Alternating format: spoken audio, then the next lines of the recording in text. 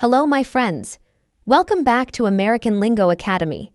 I'm Fiona, and today we're going to learn another 10 common idioms, phrases, and sentences that native English speakers use every single day.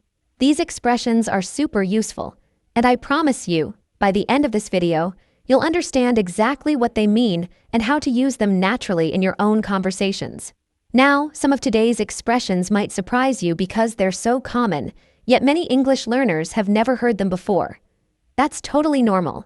Even native speakers learn new expressions all the time. So don't worry if some of these sound completely new to you. By the end of this lesson, you'll be using them like a pro. Let's jump right in. Number 1, what are friends for? This is a rhetorical question, which means it's a question that doesn't really need an answer. When someone says, "What are friends for?" they're basically saying that helping each other is what friends naturally do. It's a way of saying, "Don't worry about it," or "It's no big deal," when someone thanks you for helping them. You use this expression when a friend thanks you for doing something nice, and you want to show that helping them was easy and natural for you.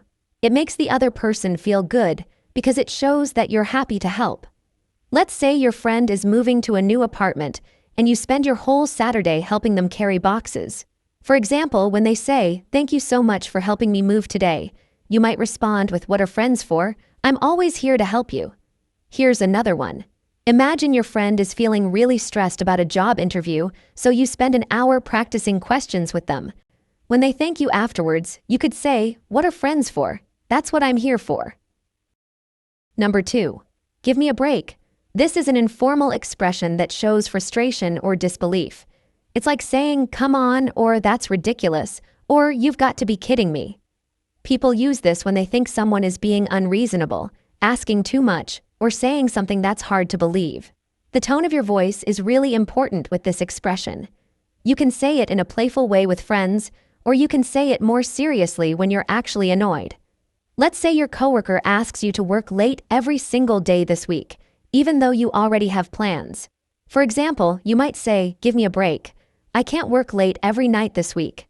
I have a life too." You might hear something like this at home. Your teenager asks if they can borrow the car to drive across the country with their friends who just got their license last week. You'd probably say, "Give me a break. There's no way that's happening." Number 3, get your shit together. Now, this is a vulgar expression, which means it uses a bad word, so be careful about when and where you use it. It's definitely informal and casual. This phrase means to organize your life, fix your problems, or start acting more responsibly. It's pretty direct and can sound harsh, so usually you'd only say this to close friends or family members.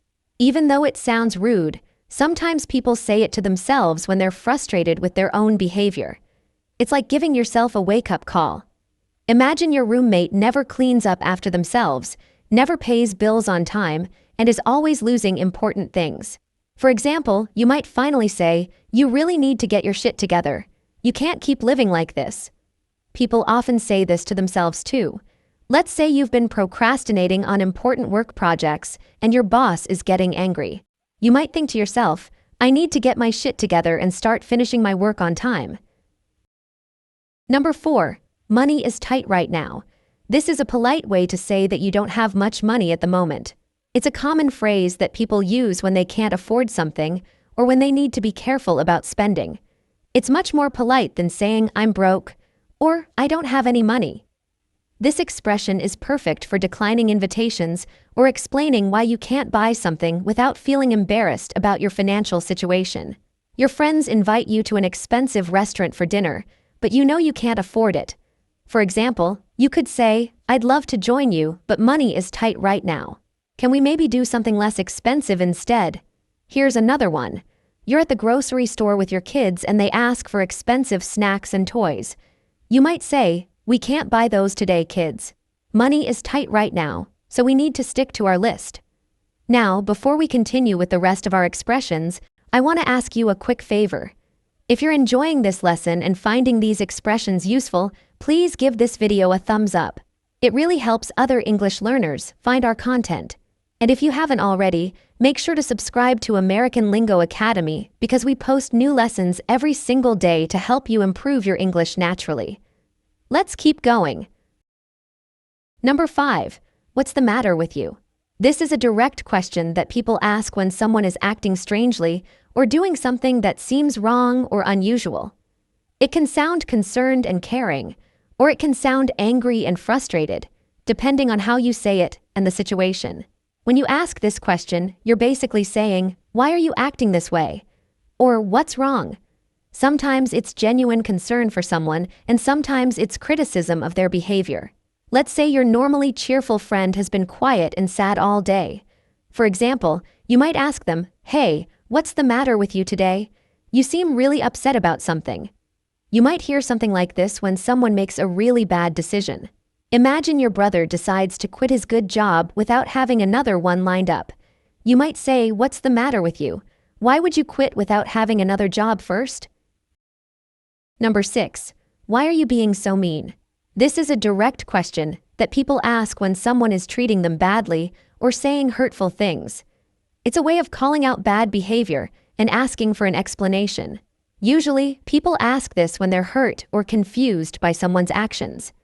This question often comes up during arguments or conflicts when one person feels like the other person is being unnecessarily cruel or harsh. Imagine you're having a disagreement with your partner and they start saying really hurtful things about your appearance or intelligence. For example, you might stop them and ask, "Why are you being so mean? We're just talking about where to go for dinner." People often say this to children too.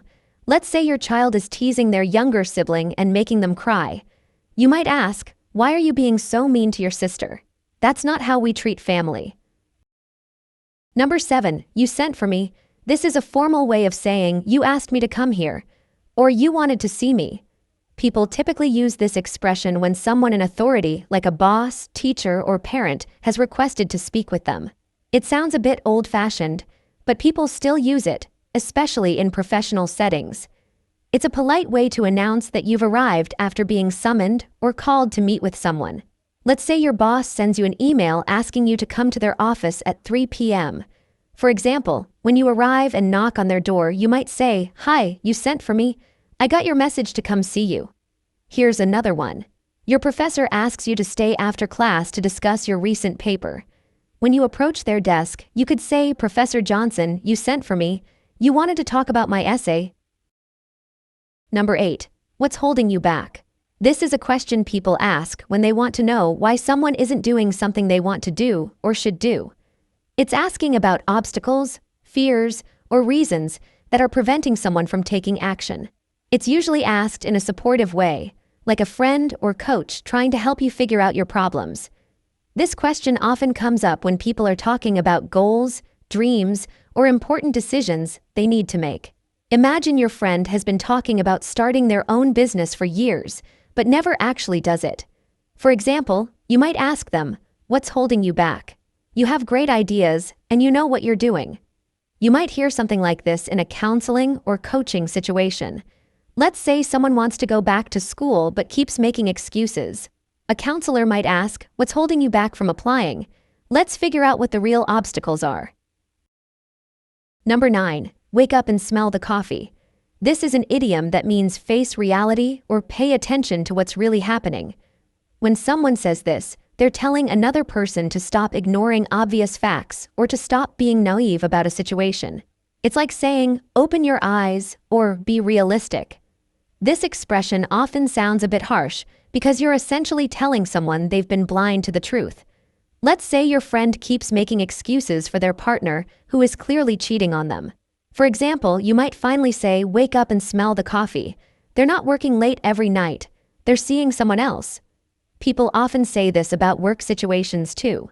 Imagine your coworker thinks they're going to get promoted, but everyone else can see that the boss doesn't like them. You might say, "Wake up and smell the coffee. The boss has been giving all the good projects to other people." Number 10. Things seem to be going well. This is a simple, positive observation about a situation. People say this when they notice that something is progressing nicely or successfully. It's a casual way to comment on positive developments in someone's life, work, or relationships. This phrase is great for making conversation and showing interest in other people's lives. It's encouraging and supportive. Your friend recently started a new job and you haven't talked to them in a few weeks. For example, when you see them, you might say, "Hey, how's the new job? Things seem to be going well, you look really happy." Here's another one. You notice that a couple you know has been getting along much better lately after going through a rough patch. You might comment, "I'm so glad to see you two together. Things seem to be going well between you guys now." And there you have it.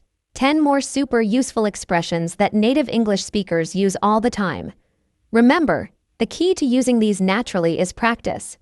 Try to notice when you hear them in movies, TV shows, or conversations with native speakers. And don't be afraid to use them yourself. Start with the easier ones and work your way up to the more challenging expressions. I hope you found today's lesson helpful. If you did, please give it a like, share it with your friends who are learning English, and leave a comment telling me which expression was most useful for you. Don't forget to subscribe to American Lingo Academy because we post new videos every single day to help you sound more natural and confident in English. I'll see you tomorrow for another exciting lesson. Until then, keep practicing.